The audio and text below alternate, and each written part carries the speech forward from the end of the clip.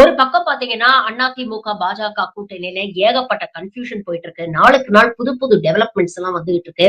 ஆனா இன்னொரு பக்கம் பாத்தீங்கன்னா, பாஜகவுக்குள்ளேயே ஏகப்பட்ட உட்கட்சி பூசல்கள் இருக்கு.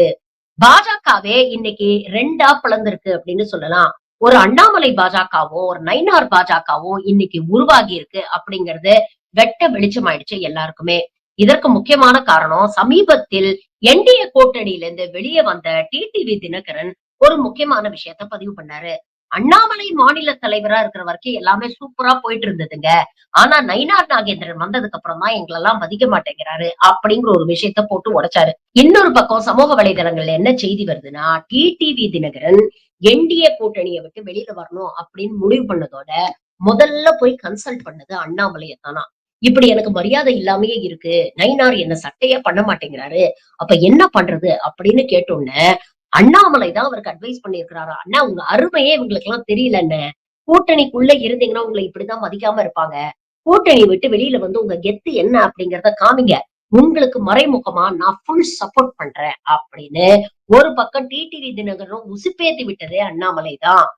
இங்க அதிமுக, பாஜக கூட்டணி நல்ல சமரசமாக காடர் மத்தியிலயும் சரி, வாக்காளர் மத்தியிலயும் சரி போய் சேரணும்னா, அதற்கு முதல் முட்டுக்கட்டை போடுறது அண்ணாமலை தான்.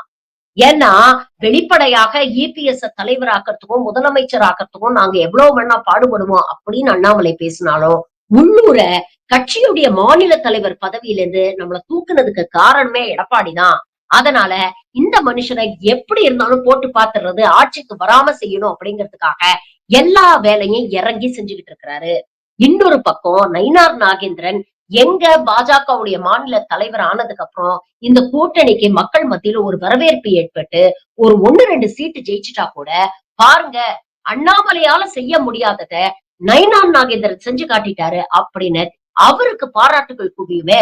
அப்போ இன்னொருத்தர நாம வளர விடலாமா? அதனால எப்படி இருந்தாலும் இந்த கூட்டணி டேக் ஆஃப் ஆகாம பாத்துக்கிறதுக்கு எல்லா வேலையும் நாம செய்வோம் அப்படின்னு களத்துல இறங்கி செஞ்சுகிட்டு இருக்கிறாரு. அப்படின்னு ஒரு பக்கம் நயினார் பாஜகவை சேர்ந்த எல்லாரும் சமூக வலைதளங்கள்ல பதிவுகளை போட்டுக்கிட்டு இருக்காங்க. அதனால உண்மையிலேயே பாஜக நல்லா இருக்கணும் அப்படின்னா, இந்த அண்ணாமலை அடிவருடிகள் சொல்றதெல்லாம் தயவு செஞ்சு கேட்காதீங்க.